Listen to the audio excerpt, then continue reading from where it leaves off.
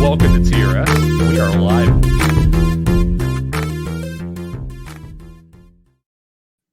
Welcome to TRS, everyone. We are very excited to have Bradley Stryker with us today. He has over 2 decades in the business. You've seen his face everywhere, movies, TV shows, like Stargate, Universe, Lost in Space, Arrow, Smallville. We could just keep listing them. Supernatural. Please welcome our award-winning writer, director, actor, Bradley Stryker. Welcome to the show. Hey, thanks, man. Thank you for having me.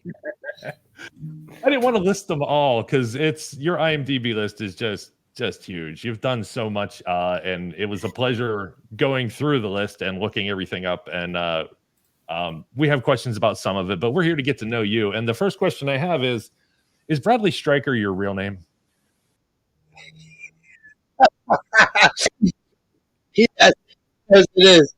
It's funny because, as I might have alluded to 2 minutes ago, when I first got into this business, first 5 years, that was probably most people's first question is, what is your real name?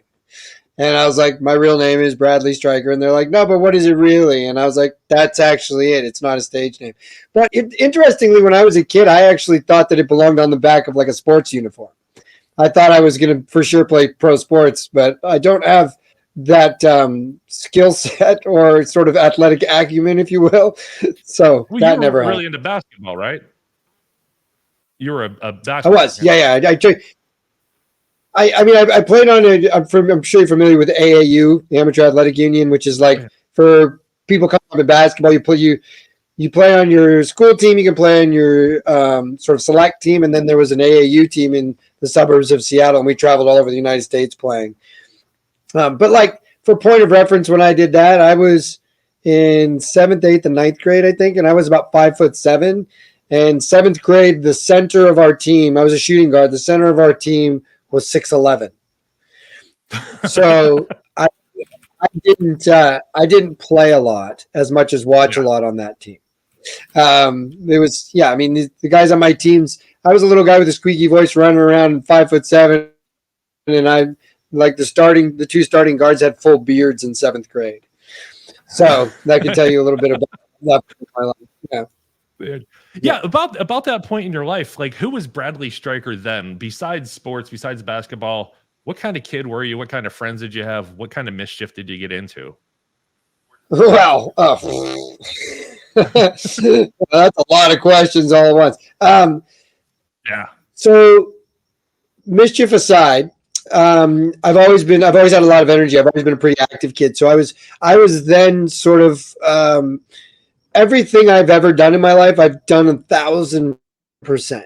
And what I mean by that is like I didn't really ever do anything casual. So like when I played basketball, I talk to my wife and my son about it a lot when we talk about him playing sports or whatever. And I try to explain to her I was so obsessed with basketball that I probably went and played by myself 2 or 3 hours every day. I'd get home from school and I'd go play. And it was because I was obsessed with it. I really loved it. So I've always sort of been the kind of person who does everything 1,000%, which was a little bit sort of laid into me by my dad. My dad was big on work ethic without making it just about work ethic. He was like, if you want something, this is how you get it in pretty simple terms. And so what I thought was, well, like I want to be good at basketball. So I played all the time every day and I was really good for a lot of years. Everything my dad kind of laid out for me back then, because my dad was always my coach, and then it worked its way into football as well. Okay, cool. But the sort of work ethic that he laid out for me is directly affect the way I approach acting and making movies, which is why here I am 25 years in, and I'm still very much a student of the craft of acting and writing and directing. I feel like there are things you can forever be learning and growing. And mostly that's just because I think if I'm gonna do anything like was basketball, now acting, writing, directing, if I don't love it, I would stop because I do it so much. If that makes sense. It totally makes sense. And so that's why I'm here right now. I love doing this. Yeah. So that would be a long answer for like I was just a kid that really had tons of energy and found specific outlets where to put it. And as you alluded to, mischief was one of them for a few years. I got into a lot of trouble when I was in junior high simply because I didn't have a lot of other stuff to do. And I started hanging out with these kids and we did these certain things. And I was like, tried that out for a minute. It didn't really fit who I was as a person. But again, I did the same thing I did with anything else. I did it 1,000% before I decided that it was. Yeah, no, you got to find out one way or another. Yeah, totally. Exactly. Wait, when you decided to get into acting, was that the coach father? Was that still a dynamic? Like he was behind you on that? Was he like, whoa, that's not what was there? What was that like? Interestingly, so dad was an accountant and my mom was a trainer. She did a lot of different jobs, but essentially she was sort of a mastermind of, she would work for different companies and she would helm these sort of training programs within the companies. And she's very, very gifted at that. When I was real little, she was a trainer of Weight Watchers and then she would teach classes and all these other things. I got a lot of the performance thing from mom. My mom is passed away, but she was very much a big personality sort of person. Okay. Interestingly, though, I would say that the sort of direct link would come from her because she was always sort of my biggest fan. My dad was definitely behind me and like, yeah, for sure, whatever you want, but he didn't necessarily understand it the way my mom did. My mom was like, this is fun and fascinating. She used to be a singer all the way up into college and had a chance to actually be part of a really big choir in college. And for some reason, I forget why she didn't do it. It is a story that stuck with me though, because she would tell me in these sort of odd moments all the way through her life that she would always refer back to that sort of missed opportunity to pursue her creativity, which was singing, because it didn't make logical sense to do it when it was presented to her. So then when I sort of decided, hey, I want to approach this creative endeavor, she was right behind me going, yes, do it. I love it. Go for it. Because it wasn't necessarily something, I mean, I'm 46 years old. So even when I was growing up, the arts in suburbia weren't really a thing where I grew up. I didn't know any other kids who were actors or singers. It wasn't a real thing. You either played sports or I don't know, you were in a band maybe. There was a few musicians. But in general, it just wasn't a big thing. But she, the minute I grabbed a hold of it, was behind me 1,000%. And then he sort of followed. And now he is, of course, a big supporter.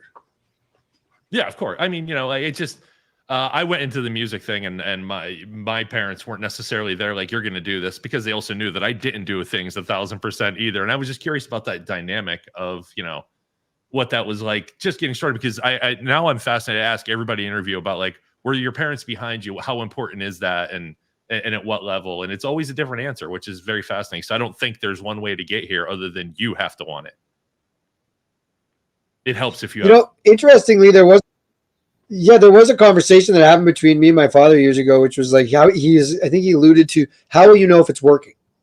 And I think my answer landed somewhere around, as long as I'm enjoying it, I'll keep doing it. And when I started acting, you could still make a very good living doing commercials. That is since gone. It's not necessarily the case anymore. There's like to be somebody that makes a really good living in commercials nowadays is you're a bit more of a dinosaur or a unicorn, if you will. When I was coming up, there was a whole bunch of us. I bought my first house doing commercials. So there was a year where I asked my dad a tax question. I remember I was about 3 or 4 years in being an actor and I'd made a bunch of money. And when I asked him about this tax question, he's like, why would you ask that question?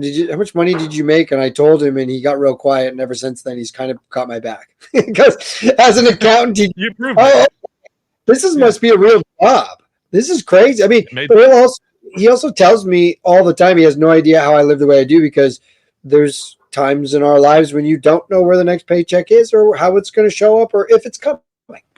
Yeah. So, and then something like 2020 hits. And, like everybody's like, what do we do now? And I guess to an accountant, like numbers at certain intervals and all these things make more sense. And then when it starts like, hey, this makes sense in my world, therefore, I kind of understand that. I grew up in an advertising family, so my dad would wonder what I'm doing here with this show. But yeah, sure. When you mentioned 2020, so we had the pandemic, we had COVID, and then we had the strike. And I figured out something during COVID, which kind of was to my benefit. and it happened in very organic ways. My mother passed away right before COVID. So here we were just a few weeks removed from that event, which was really difficult for me. And I was locked inside, not able to live a life, if you will, in the way I wanted to. And so if I didn't get busy, I was going to get in trouble just as a person. I mean, a lot of people got in trouble during COVID. Whatever your thing was, you did a lot of it, you know. Right. We'll have to get specific to say that, right? But so I was somebody that was like, so I got really busy and intrigued with like pulling apart acting. And I was like, well, and writing and things. And I started studying acting from a new angle that I'd never approached it from before, and something that I didn't necessarily make sense in my brain for quite a while, actually. And the only reason I was able to do it is because the world was closed and I had nothing else to do. And then I wrote a movie, and then we made a movie. And again, once the strike happened and everybody stopped working, I had a lot of friends who didn't do anything during the strike. I got really deep into studying acting and pulling it apart again and figuring things out. Solely based on I found it as a good coping mechanism for sort of the really sort of insecure feeling of not knowing if there was ever going to be work again, kind of feeling, or when it would start again. So I'm real busy doing something that felt good. And on both occasions, then and now, on the other side of when work started again, I find myself in a very good place because I've just spent a lot of time working out a lot of stuff, figuring a lot of stuff and exploring sort of, the art form that I chose. Whereas I think a lot of people don't, and they just get sad and sit around and don't do anything. So anyway, what I'm saying is I kind of found a way to turn it into my benefit. Everybody reacts to trauma differently. And I'm glad you found a positive outlet. We created this show. Sort of. We did something else before this. It was all comedy, and it wasn't. Some of it was funny. And so like that's what we did to become sane, and we learned things and we took apart what other people are doing, and that's why we're here. And thankfully we found something positive as well, or at least I found people who wanted to do something positive. But I want to make a left turn here. Sure. Because we're talking about working and diving in real hard. I noticed a lot of the photos on your Instagram are of camping, and I'm a camper too, and I was curious, what type of camper are you? Are you like a glam camper? Are you do you like just get in a tent and figure it out? Dude, I have me and my wife, I have a 1981 Volksewagon Vanagon. I saw that. And I bought it. Yeah, the name is Dory. Its name is Dory. I bought the van. Let's see, I bought the van 22 years ago. And I was at a gym in Hollywood. I saw a guy driving up this parking garage. Oh, nice. And I followed him up to the top, and I was like, "You selling this van?" And he goes, "Yep." And I was like, $1,500? And he was like, "Barely works. Probably needs a new engine." And I was like, "What about the interior and the body?" He goes, "It's amazing, man. The interior is original and it's all wonderful, but you're gonna have to put some work in the." I bought it from him the next day because I grew up. My parents had a '67 red Vanagon. It wasn't called a Vanagon. It was called just the bus. And when I was growing up, we went camping in that. So I bought this thing, had it with my ex for years. We went all over in it. And then we were breaking up, needed to get rid of it. I sold it to my cousin because I burned the engine up in a fluke accident. Sold it to my cousin for $500. He fixed it up in San Diego, kept it for about 6 years. He got married, had a kid. His wife goes, "Get rid of that van. It's going to kill my kids." He sold it then to my uncle in Oregon, who had a Christmas tree farm, and my uncle kept it for years. And anyway, during COVID, I called him up and I said, "I need to buy that van back, man. I need that van back." And he's like, "No problem." And he called my cousin. Everybody's cool with it. I bought it back from him for a ridiculous price. But so I'm kind of more of like, if I was really going to say it for camping, I'm sort of an adventure camper. What I would say is I like to go somewhere, stay for 2 or 3 days, in the van, pack it up, drive to the next camp spot, stay for 2 or 3 days, drive it up. Right. So like for multiple summers in a row, we've gone on like 2-week road trips where we go to like 5 locations. That's beautiful. Beautiful. And super it's great fun when you have the wheels under you, like you're not pulling stuff out and doing all the stuff. You're ready to go, put the table and canopy in.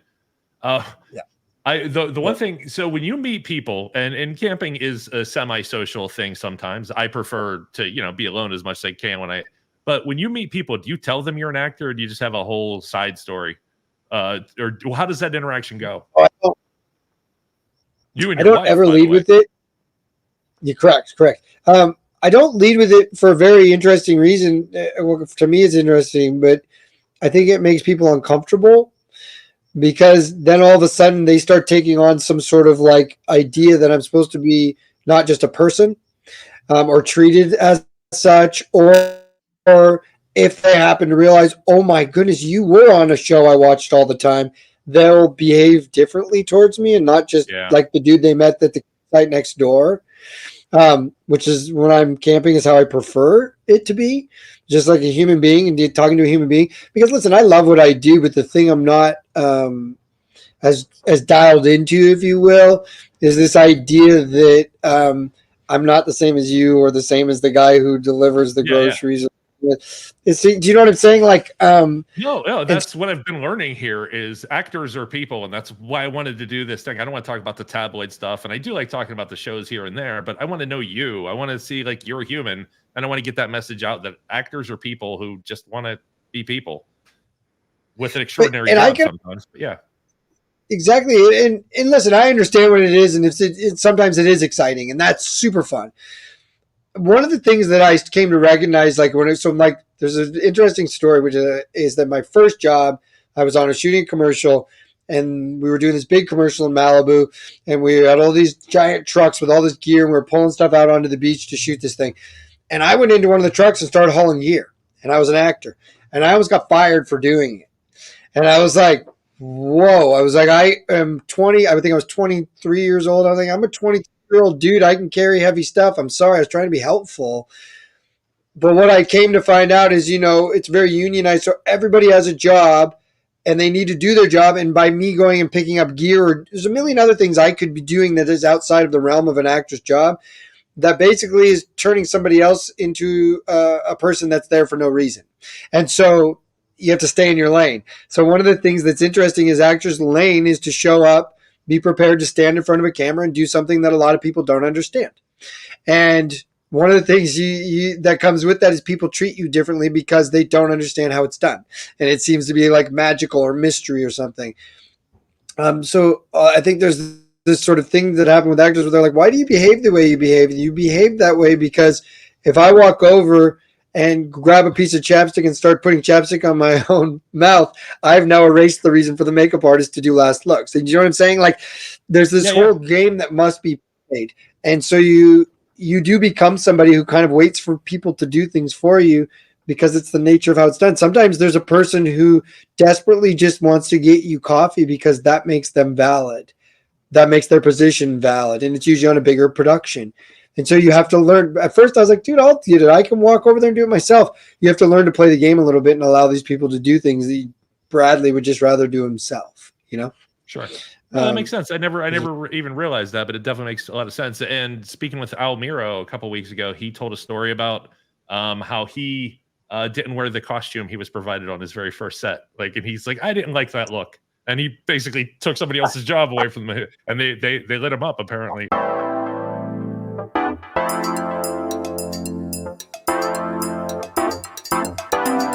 Have a great one. Thank you, everybody. Have a wonderful night. Be safe out there. Treat each other well.